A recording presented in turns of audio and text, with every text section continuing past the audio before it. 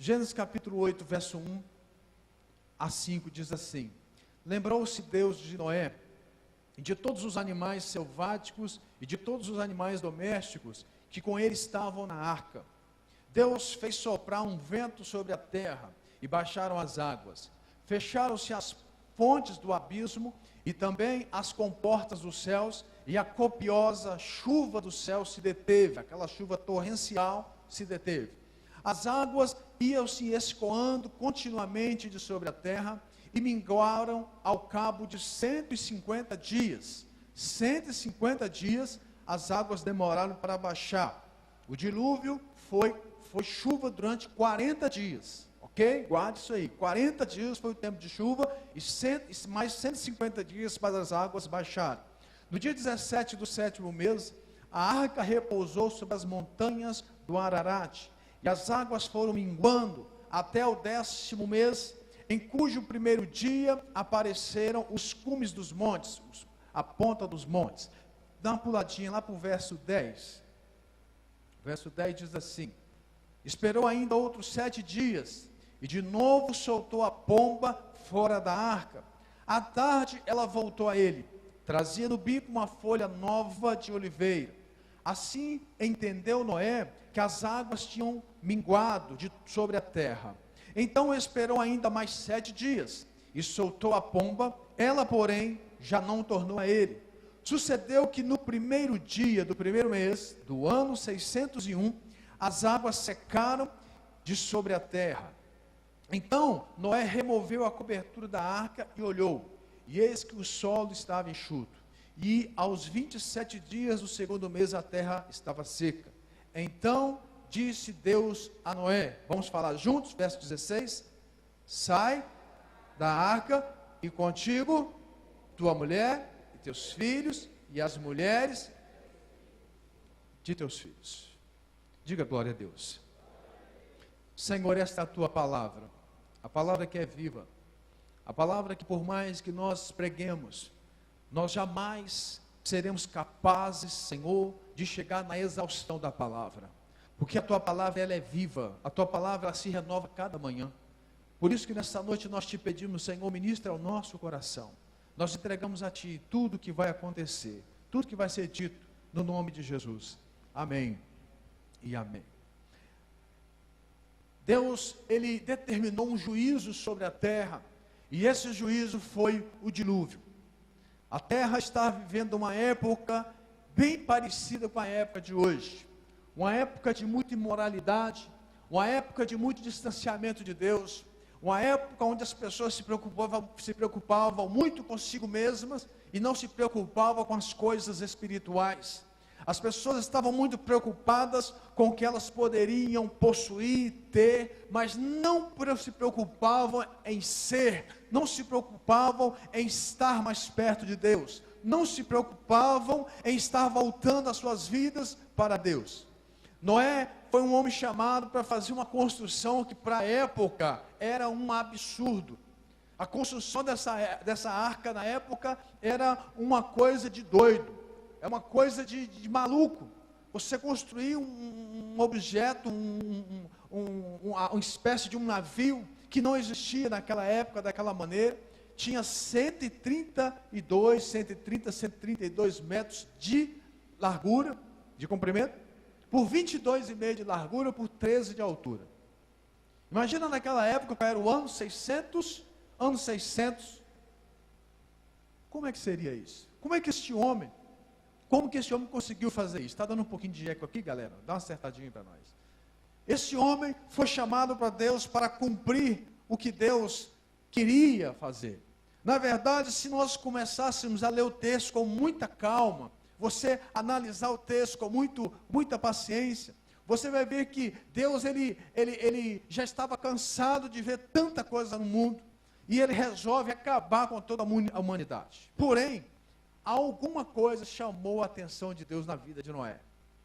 A Bíblia diz que Noé era um homem justo, Noé era um homem íntegro, Noé era um homem correto, Noé era um homem que lutava para andar com Deus. Noé do Antigo Testamento, você voltando aí, você vai lá para para Enoque, foram dos poucos homens que a Bíblia cita, que eles procuravam andar com Deus.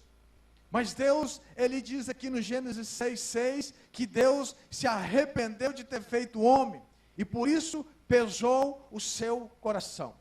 De um lado, o dilúvio Deus mandou para acabar com a raça humana, de um lado Deus manda o dilúvio para destruir os homens, mas de outro lado, o dilúvio serve para nós vermos como que Deus dá muita importância para a forma que nós agimos para com Ele.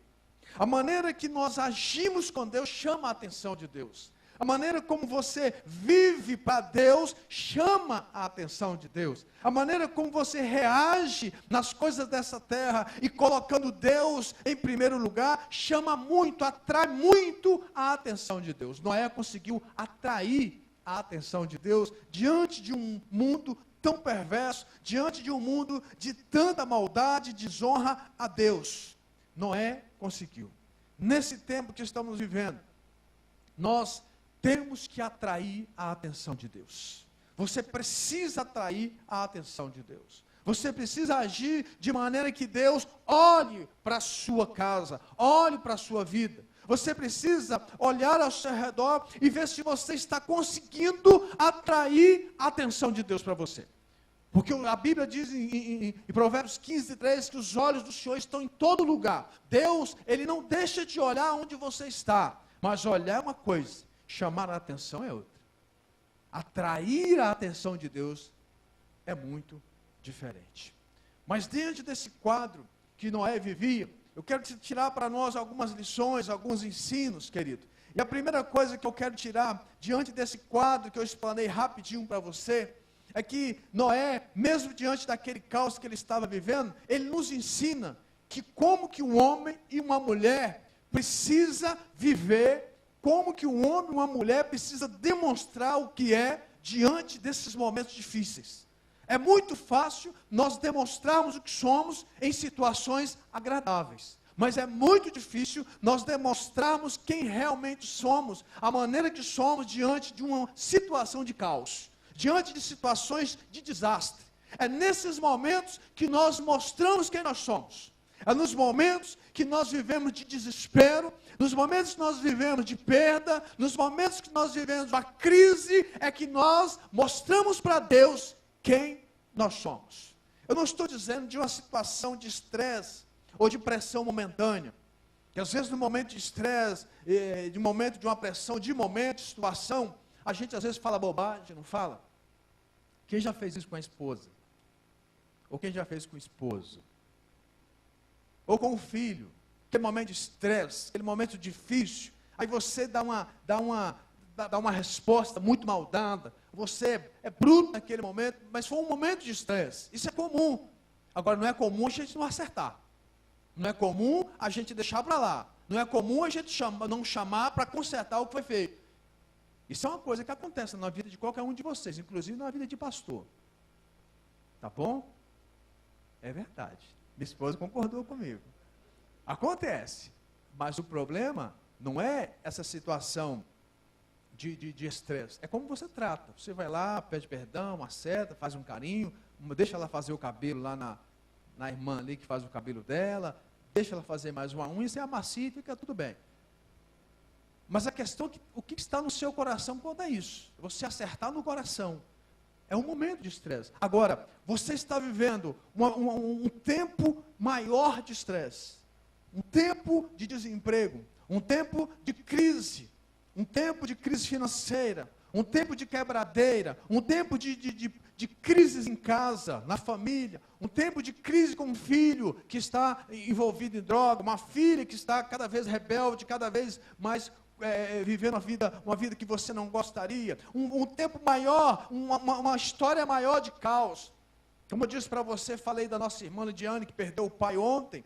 Vai ser um tempo de crise por um tempo. Era o sustentador da casa, era o homem da casa, era o cabeça da casa, era aquele que mantinha a casa, era um bom pai. Estive com a família ontem, a mulher, a esposa, copiosamente chorando, desesperada, era um bom marido.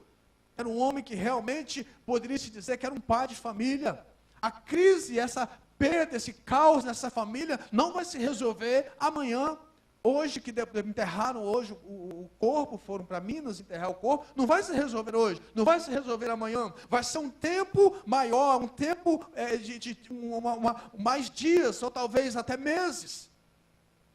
É nesse momento que a nossa fé e a demonstração de quem nós somos é que tem de ser claramente revelada.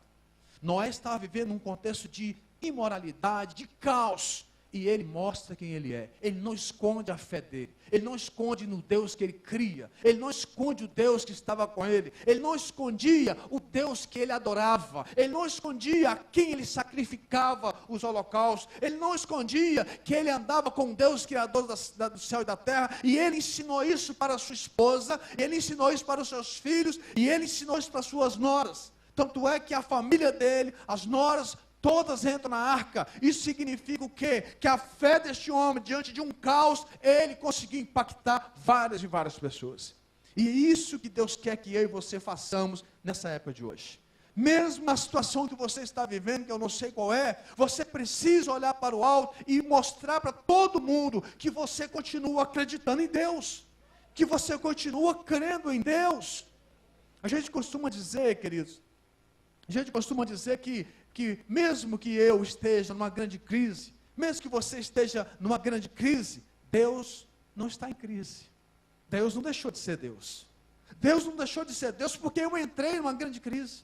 Deus não deixou de ser Deus porque eu fiz um negócio errado e quebrei. Deus não deixou de ser Deus porque na minha casa, não sei o que aconteceu, eu tive uma perda da minha família. Deus não deixou de ser Deus por causa disso. Mas eu preciso demonstrar quem é Deus na minha vida. Eu preciso demonstrar. Noé fez isso, foi isso que atraiu a glória de Deus, nós podemos dizer assim, porque a glória de Deus deu a Noé um grande livramento. Por isso que nessa noite a palavra de Deus para você é: não ceda, não abra mão em quem você crê, não abra mão em quem você tem crido.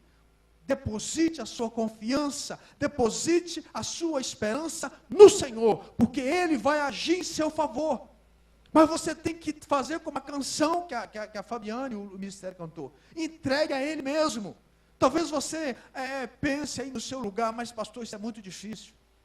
Isso é muito complicado, entregar a Deus e descansar. Eu sei que é complicado, mas Deus conhece o seu coração. Deus sabe que nós, por exemplo, quem é pai aqui sabe disso, há uma preocupação em nós natural pela nossa família. Quando falta alguma coisa, nós ficamos preocupados, perdemos o sono, ficamos, às vezes até adoecemos, porque essa situação é uma situação muito difícil. Não era um homem assim, isso é coisa de homem íntegro, isso é coisa de homem correto, isso é coisa de homem que se preocupa com a família, isso é coisa de homem que se preocupa com sua vida, ele não dorme em paz, é verdade, eu concordo com você. Mas existe a diferença de preocupação e o terror, e o temor desesperador. Foi o Salmo 112 que nós lemos. Você está preocupado, você está tenso, você está correndo atrás, mas o seu coração está em paz, porque você sabe que Deus está vendo que você está trabalhando, que você está lutando. No meio do caos, você tem que mostrar o Deus que você confia. No meio de todas as guerras, você tem que mostrar o Deus de paz que anda com você. Por isso que eu posso dizer para você que Deus, ele nesse texto, ele começa a trabalhar no dilúvio, começa a trabalhar por meio de Moisés para nos mostrar muitas coisas, para nos ensinar muitas coisas. Mas aí eu fico pensando, como é que estava a cabeça de Noé depois do dilúvio? Como é que estava a cabeça do agricultor Noé? Como que eu recomeço? Que direção eu tomo? Você parou para pensar nisso? No momento que ele entra na arca, 40 dias de chuva, 150 dias para as águas baixarem, as águas baixam, ele sai da arca e ele fica olhando. Eu imagino como eu e você ficaríamos: o que eu faço a partir de agora? Para onde que eu vou? Que direção eu vou tomar? Mas Deus dá uma palavra para Noé. Deus dá uma promessa para Noé. Depois de todo o caos, depois de tudo que aconteceu, depois da destruição da humanidade, depois de aquelas águas todas, Deus trabalha nos pilares fundamentais na vida de Noé para lhe dar a prosperidade depois do dilúvio. E a palavra que eu tenho para você nessa noite é essa, querido. Você pode estar vivendo um dilúvio, mas eu quero dizer para você que depois do dilúvio vem a prosperidade. Depois do dilúvio, Deus manda a prosperidade sobre a sua vida. E eu vou te provar isso baseado na história deste homem. Eu quero que você abra a sua Bíblia, continue com a sua Bíblia aberta. Olha o que Deus faz. Deus começa a trabalhar em pilares importantes na vida de Noé. E Deus nessa noite quer trabalhar esses pilares na sua vida. Se talvez você está vivendo um caos, ou você futuramente vai viver um tempo de caos, lembre-se que Deus, Ele trabalha na nossa vida, nos forjando e nos preparando. Olha o que Ele diz no verso 8, no capítulo 8, no verso 22. Acompanhe na sua Bíblia. Ele diz: enquanto o mundo existir, Noé, sempre haverá semeadura e colheita, frio e calor, verão e inverno, dia e noite. Deus lança sobre Noé, e eu quero trazer essa palavra sobre mim e sobre você, que mesmo depois de um grande dilúvio, há um caminho de esperança para nós. Há um caminho que Deus providenciou para nós. Há uma proteção de Deus sobre a minha vida e sobre a sua vida. Há uma proteção divina. Mesmo que eu e você estejamos no caos, Ele está dizendo: o mundo não acabou. Confie em mim, que eu vou te dar o caminho da prosperidade. Confie em mim. É o que Deus está dizendo para ele. O mundo não acabou.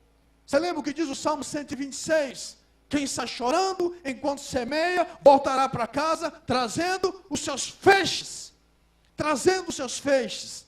Deus, depois do dilúvio, Ele diz: olha, o mundo não acabou. Enquanto existe terra, vai ter sol e vai ter lua. Vai ter dia e vai ter noite. Vai ter colheita e vai ter semeadura. Mas para você colher, você tem que semear. Você tem que semear. Deus trabalha no coração de Noé a fidelidade de Noé para ele continuar crendo num Deus que criou todas as coisas. Você precisa crer que Deus criou todas as coisas. Você pode ter estudado algumas teorias, né? Como a teoria do Darwin, a teoria da explosão, a teoria disso, a teoria daquilo. Tem uma teoria, você sabia que tem uma teoria que fala que a gente veio do sapo? Tem uma teoria dessa aí que fala que a gente veio do sapo, girino. Rapaz, dá vontade de falar com esse cientista, né? Rapaz, uma explosão, explodiu, aí nasceu a Terra. Os cientistas dizem que, por mais que tenha essas teorias, os grandes cientistas, eles dizem assim: como que se explica as coisas na natureza encaixarem tão perfeitamente? Eles mesmos dizem isso. E Deus estava dizendo para Noé: Noé, aconteceu o dilúvio, mas confie em mim, porque quando existe terra, você vai colher, você vai semear e você vai colher. Vai ter chuva para molhar a sua plantação. Vai ter dia e vai ter noite para que tudo corra e você ande no caminho da prosperidade. Olha o que Deus diz aqui também no capítulo 9, no verso 1 e no verso 7. Deus diz a mesma coisa nos dois versículos. É como se fosse para Noé e sua família nunca esquecer do que Deus estava falando para ele. Deus diz para eles: olha, vocês sejam fecundos, multiplicai-vos, povoai a terra. Sejam fecundos, multiplica, povoa a terra. É lógico que Deus aqui estava dando um ensino para Moisés, dizendo o seguinte: Moisés, vocês têm que gerar muito filho mesmo. Um dos ensinos principais é esse mesmo. A terra tinha tirado todos os povos. Então Deus estava dizendo: produz filho. Hoje já não é mais assim não, tá bom? A não ser que você tenha muita grana. Porque criar filho é caro. Se for filho mulher, então, o gasto é dobrado. Aí, ó, é verdade. É verdade. Se você pode ter, aqui Deus estava ensinando que o primeiro ensino era realmente para o povo ter filhos.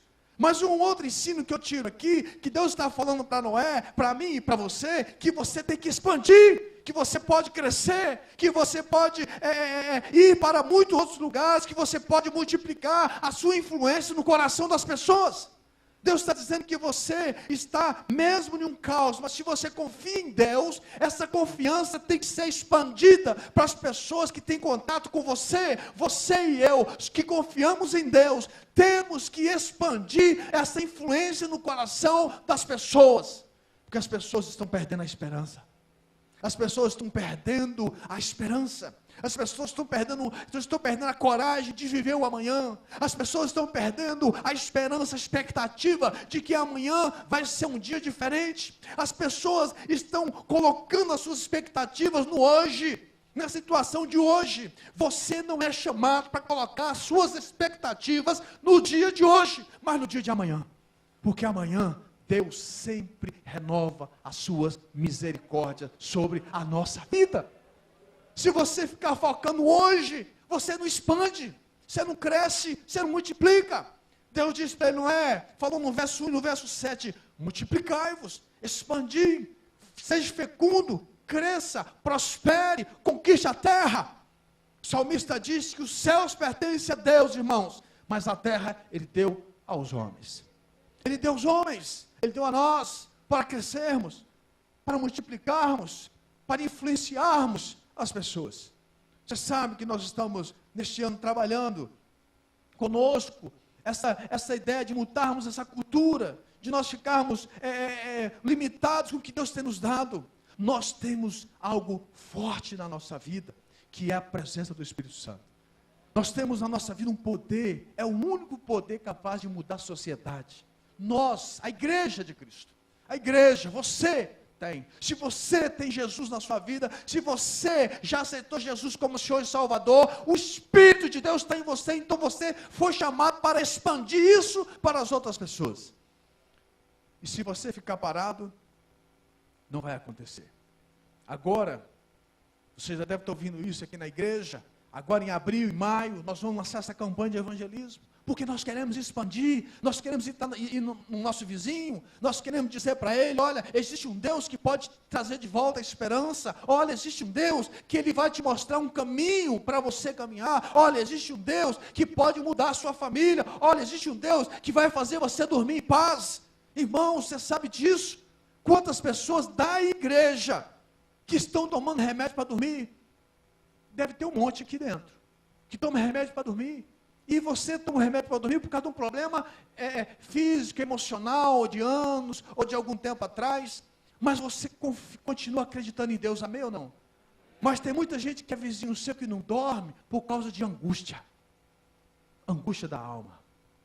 Você já teve angústia? Você já ficou angustiado? Quem já teve essa sensação de angústia alguma vez? Eu já tive. Nós fomos em 2009, eu acho, eu não lembro. Eu saí de férias com a minha família e fomos visitar uns amigos na Bahia. E quando eu estava lá, uma das noites, eu senti uma angústia. Eu nunca tinha tido aquilo. Uma angústia é um negócio terrível. É um negócio terrível. Parece que você, você fica impotente. Você não sabe o que fazer.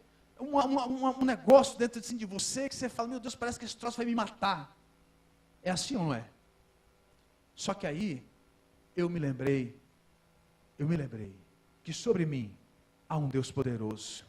Aí eu me lembrei da palavra que é viva e que é eficaz. Aí eu me lembrei do Salmo 91. Eu posso caminhar pelo vale da sombra da morte, que eu não vou temer mal nenhum. Cai 10.000 à minha direita, 7.000 à minha esquerda, eu não serei atingido. Aí eu lembrei do Salmo 23, o Senhor é meu pastor e nada vai me faltar. Aí eu lembrei de Paulo escrevendo, olha, passei por muita coisa, mas em todas as coisas eu sou mais que vencedor. Aí eu ajoelhei e orei, irmãos, saiu, passou na hora. Mas quantas pessoas eu e você sabemos que está ali dormindo do lado, angustiado, desesperado, e ele não sabe o que fazer, e ele tem medo, e ele tem pavor, ele não consegue dormir, aí vai lá e roda, e vem, e fica, e toma remédio, e o negócio não passa, porque ele está precisando saber que existe um vizinho, que existe um colega de trabalho, que existe um amigo que quer expandir, que quer mostrar para ele um Deus que existe, um Deus que não deixou de ser Deus, mesmo diante desse tempo de perdição, de terror, de imoralidade que nós estamos vivendo. E você é chamado por Deus para fazer isso. Por isso, nessa campanha, essa igreja, nós temos que entrar com todo o gás. Todo o gás, de ir lá, de evangelizar uma pessoa, aprender a evangelizar. Vamos dar o treinamento domingo agora, você que já fez, é líder, vamos revisar. Dia 31 de março, vamos fazer um treinamento completo, para você não ter desculpa diante de Deus, que não sabe falar de Jesus para alguém. Você tem que fazer isso, porque nós temos que expandir. Não estou falando de expandir a igreja, porque quem faz crescer a igreja é Jesus, a igreja é dele, mas é expandir o que está dentro de você. o Deus que está dentro de você. E dentro dessa ideia de expandir, olha o que Deus diz para ele, no capítulo 8, no verso 15. Você pode ler aí? O que ele diz? Apenas o início. Verso 15. Então disse Deus a Noé. Verso 16. Sai de onde? Sai da arca. Noé, ele é um tipo de Cristo. Um símbolo de Cristo. Porque Noé teve uma função de libertador, de salvador, de certa forma de resgatador também. E a arca, ela é um símbolo da igreja. A arca é um símbolo da igreja. Em tempos de angústias, queridos, em tempos de inundações de coisas das mais perversas, é o lugar aonde nunca falta o alimento que tranquiliza a alma e que acalma o coração. A arca é um símbolo da igreja, e a igreja é o único lugar que as pessoas entram e nunca falta o alimento que consola a alma. Se não for assim, tem que ser assim. A igreja de Cristo, ela é assim, porque aqui tem que ser pregado. Nas outras igrejas tem que ser pregado a palavra de Deus. E a palavra de Deus, ela é um alimento que sempre renova a alma do homem. Sempre renova. Em alguns momentos da história, a igreja balança. A igreja, ela é açoitada, como foi com a arca, com chuvas muito fortes. As águas sobem, as ondas batem com muita força, como aconteceu com a arca. Você acha que choveu, a arca foi tranquila, lá naquele monte de água?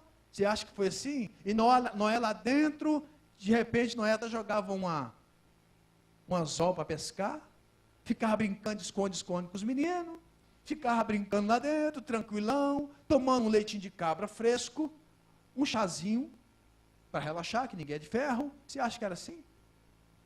A arca, ela sofreu as consequências de uma chuva torrencial. A arca, ela ficava balançando para lá e para cá. A água estava em cima, as ondas estavam em cima, a coisa estava pegando. A igreja passa por isso na sua história. A igreja passa por muito isso na sua caminhada. Porque andar com Deus, querido, andar com o Senhor muitas vezes é muito difícil. Andar com o Senhor, muitas vezes eu e você somos balançados. Andar com o Senhor, muitas vezes somos provados, levados, testados e levados até no fogo. Levado no fogo para ser provado. Por isso que Deuteronômio capítulo 8, verso 2, Moisés escreve assim: lembra do caminho do deserto que o Senhor lhe fez passar para te humilhar, para te provar, para saber o que estava no seu coração, se guardarias ou não os seus mandamentos. Se você está passando por uma grande tribulação, por um grande dilúvio, Deus está testando o seu coração. Deus está testando o seu coração. Eu não sei o dilúvio que você está passando, mas Deus está te testando. Deus está te provando. Deus está querendo saber o que tem no seu coração. Ah, mas eu já temo a Deus. Tema a Deus. Mas o que está dentro do seu coração? A Bíblia diz que ninguém conhece o coração do homem a não ser o Senhor. E muitas vezes Ele nos prova para que nós possamos ver um pouco do nosso coração. Às vezes nem eu e você sabemos direito o que está no nosso coração. Às vezes eu e você nem sabemos direito como está verdadeiramente o nosso coração. Às vezes eu e você não aceitamos o que está no nosso coração. E por vezes, querido, e por muitas vezes, Deus coloca-nos no fogo para que a gente abra o olho e veja o que está nos nossos corações. A arca enfrentou naqueles 40 dias muitas chuvas. A arca, naquele tempo, ela enfrentou muitas lutas de ficar ali, todo mundo naquela arca. É lógico que sobre eles havia uma promessa. Gênesis capítulo 7, verso 1, Deus diz para Noé: Noé, entra na arca você e toda a sua casa. Deus estava dizendo para ele: entra, porque quando Deus te dá uma palavra, o diabo não faz voltar essa palavra. Quando Deus lança sobre você uma palavra, o diabo não pode arrancar essa palavra, principalmente uma palavra de promessa. E quando Deus diz para ele, entra Noé na arca, eu estarei guardando, protegendo você e livrando de tudo, porque eu tenho um destino traçado para você. Assim é com a igreja também. Deus tem um destino traçado para a igreja. Deus tem um caminho para a igreja. Deus tem determinado no céu qual vai ser o trilho que a igreja vai caminhar. Mas quem entra na igreja, quem vem para dentro da arca que é a igreja, tem que entender que precisa estar comprometido com essa arca. Você acha que os filhos de Noé, as noras de Noé dentro da arca, o que elas faziam lá dentro? Tinha que estar comprometido com a arca, tinha que limpar, que era muito cocô de bicho. Muito cocô de bicho. 190 dias cuidando de cocô de animal. Todo tipo de bicho.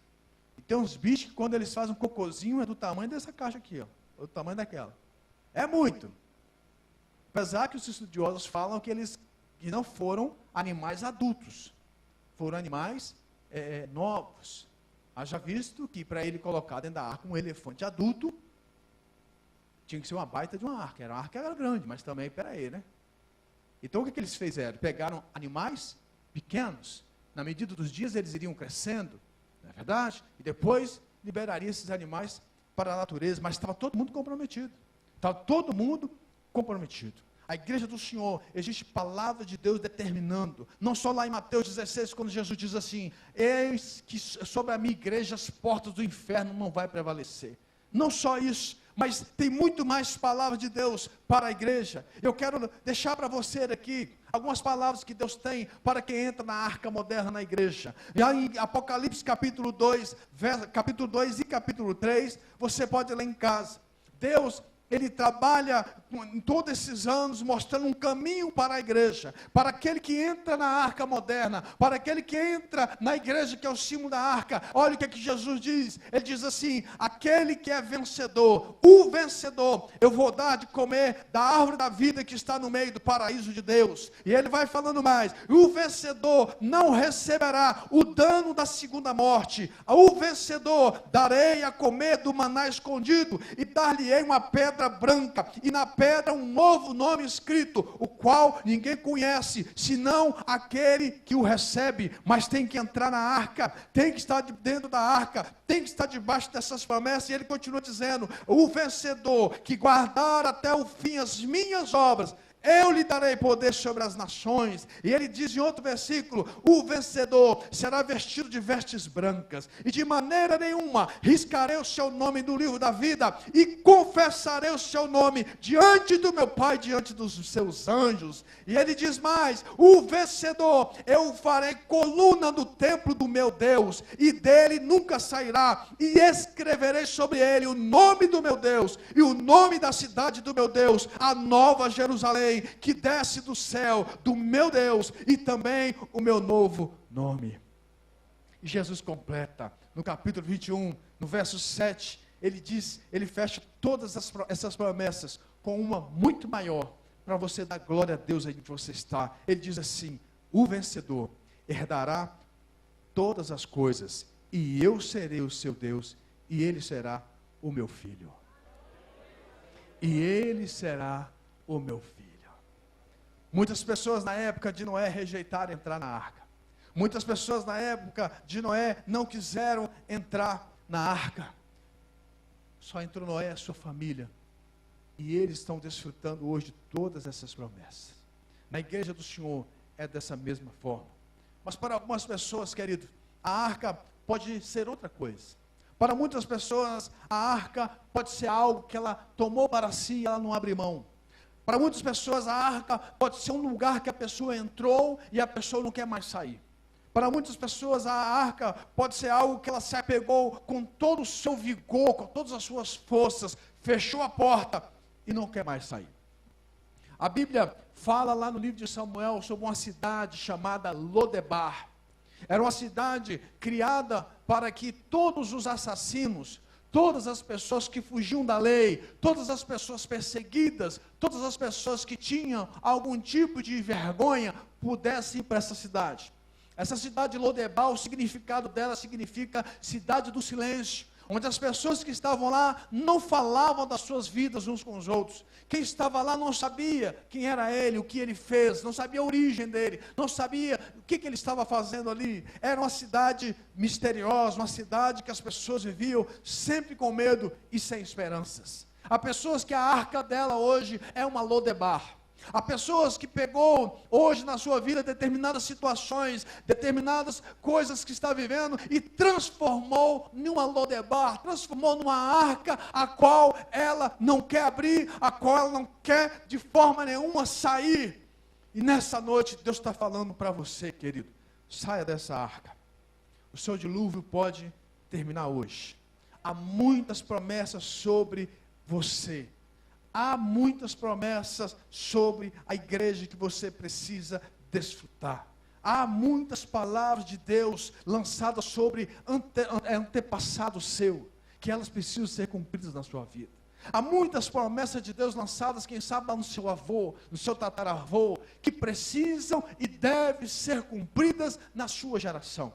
Mas você tem que largar esse tipo de arca, se é que tem na sua vida. Há pessoas que a arca dela é um pecado. Há pessoas que a arca dela é o orgulho. Há pessoas que a arca dela é a herança religiosa da família. Eu nasci nessa religião e vou morrer nessa religião. Jesus não é religião, ele é salvação.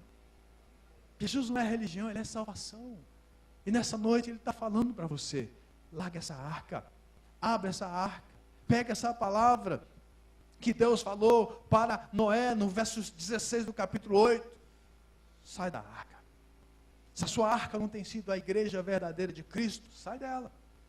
Se a sua arca não tem sido a igreja que tem essas promessas que eu li para você, que Deus está falando, que Jesus fala, que aquele que vence, aquele que persevera, vai sentar com ele no trono, vai vencer assim como ele venceu, vai ser chamado de filho. Se essa não tem sido a sua arca, você tem que pular fora dela hoje. Você tem que largar essa arca hoje. Porque se você não largar, as promessas de Deus vão passar do seu tempo. E você vai perder. Queria convidar você para fechar seus olhos. Pedir você para abaixar sua cabeça. Eu não sei qual é o caos, o dilúvio que você está vivendo. Mas eu quero citar para você algumas pessoas desta igreja, que estão passando momentos de caos, de luta. Mas elas continuam dizendo, a promessa de Deus sobre a minha vida. A promessa de Deus sobre a vida delas. Se você conhece a nossa irmã Magali, a mãe dela está muito doente, a mãe dela está com câncer. Câncer. Ela tem uma irmã que está com depressão há muitos anos, depressão profundíssima. Se você conhece a irmã Aldair, que mora aqui pertinho da igreja de Valparaíso, também está com câncer. Tem outra irmã que mora em Goiabeiros, Raquel Cajueiro, sempre temos orado para essas pessoas aqui, está com câncer. Será que o seu caos é parecido com o delas? O dilúvio? Tem uma irmã nossa que está internada no Dório Silva, já tem acho que 2 semanas, um pouquinho mais, a Renata, que os médicos constataram que ela tinha 3 tumores no cérebro. E na semana passada eu disse isso aqui para você, o médico fez uma tomografia e falou, nunca teve tumor aqui. Mas as tomografias anteriores falam que ela tinha 3 tumores. E agora no cérebro dela aparece uma mancha. Que a gente não sabe, vai fazer uma biópsia no cérebro, olha que coisa terrível, olha que dilúvio, olha que caos. Fora as outras pessoas da igreja, que estão passando por depressões profundas, esgotamento emocional profundo. Podemos citar aqui a filha do nosso presbítero Ademar, a Ariane, que tem um transtorno bipolar fortíssimo, a família sofre há tempos. Olha que dilúvio. Mas você sabe que essas pessoas, todas elas, você vai conversar com elas, sabe o que elas dizem?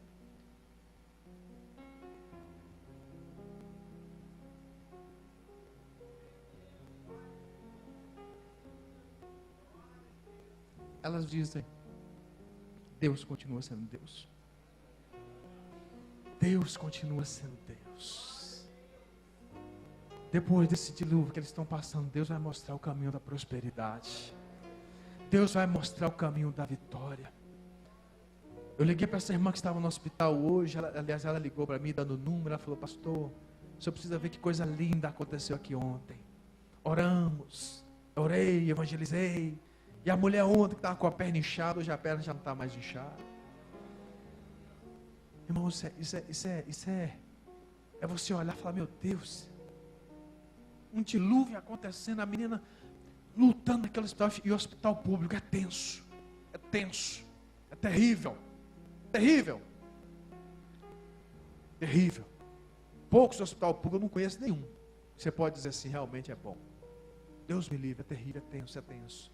Está lá, ó, evangeliza um, evangeliza outro, expandindo o que Deus colocou dentro dela, mesmo diante de um dilúvio.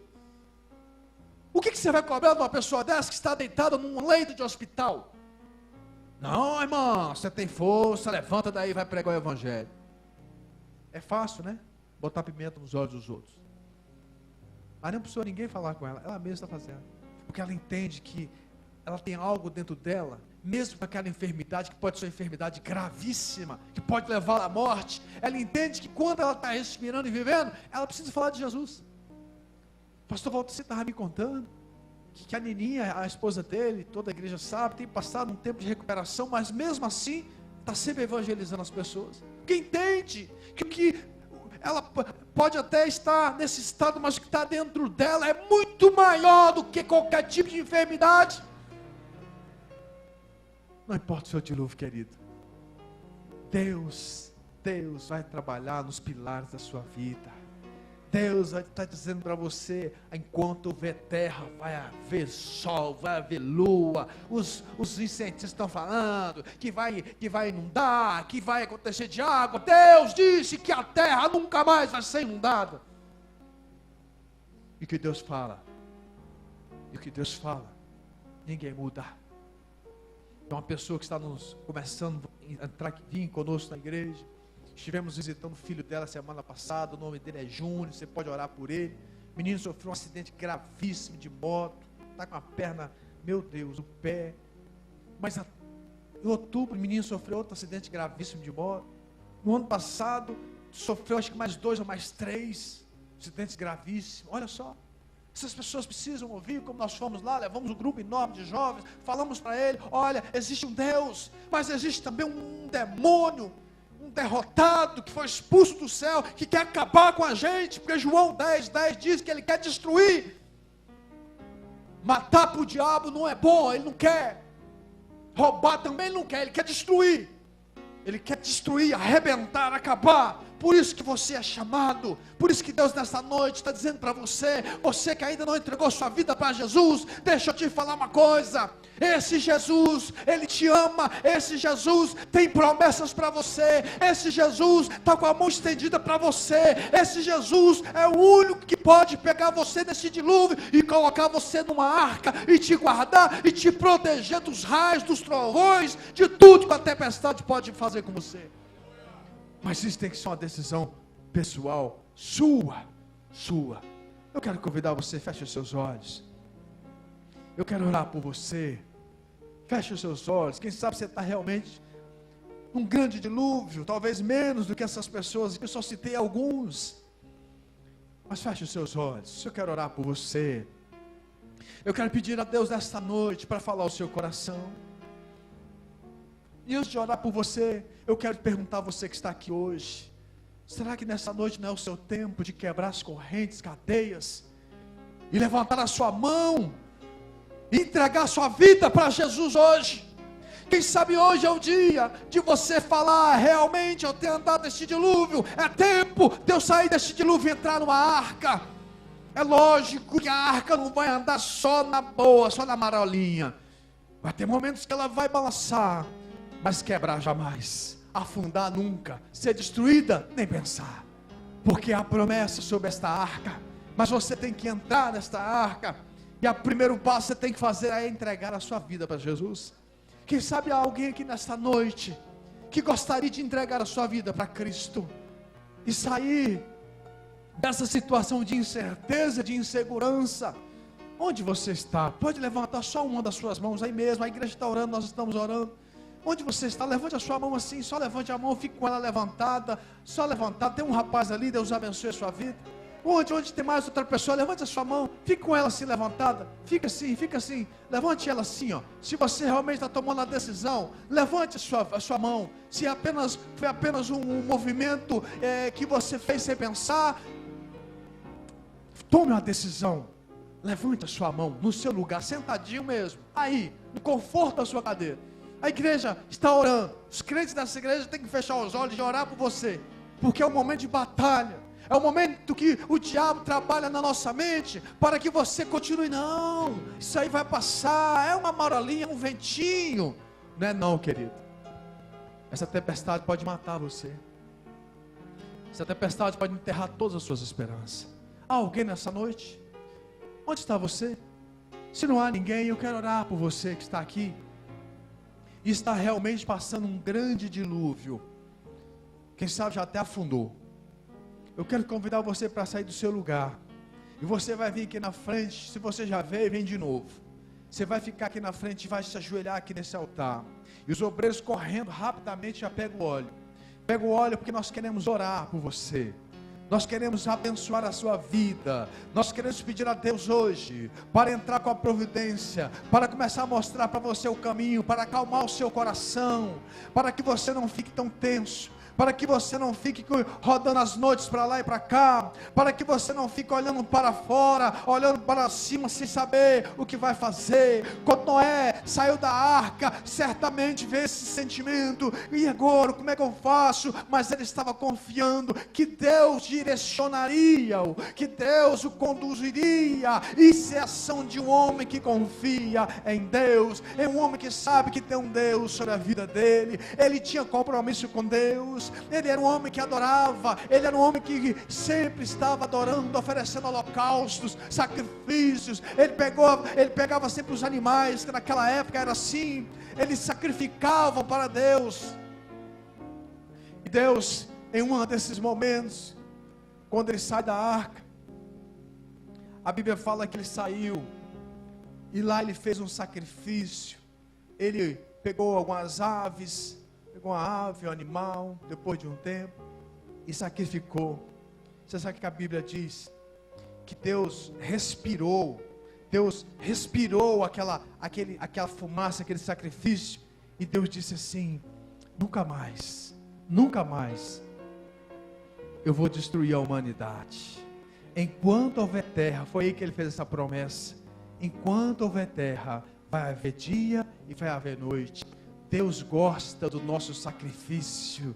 Deus se agrada quando nós vamos até Ele, quando nós nos derramamos diante dEle. Hoje nós não precisamos mais sacrificar animais. Jesus já se sacrificou, já se entregou na cruz por nós. Hoje nós temos que sacrificar o nosso coração, é entregar o nosso coração para Ele. Cadê os obreiros? Olha na mão, vem cá, queridos e queridas, vai ungindo. Eu quero pedir às mulheres vão ungir o coração das mulheres, e os homens ungem os corações dos homens nesta noite, em nome de Jesus. Senhor, nós queremos colocar diante de Ti novamente cada um desses amados, cada uma dessas pessoas. Senhor, eu não sei o dilúvio que eles estão vivendo, o caos que eles estão vivendo, mas eu quero pedir ao Senhor nesta noite, que o Senhor derrame sobre eles, meu Deus, que o Senhor ministre ao coração deles, que o Espírito do Senhor coloque no coração deles, que o Senhor é o Deus que vai entrar nessa situação. O Senhor é o Deus que já está mandando uma arca, o Senhor é Deus que já está enviando socorro. Como diz o salmista, o Senhor é o nosso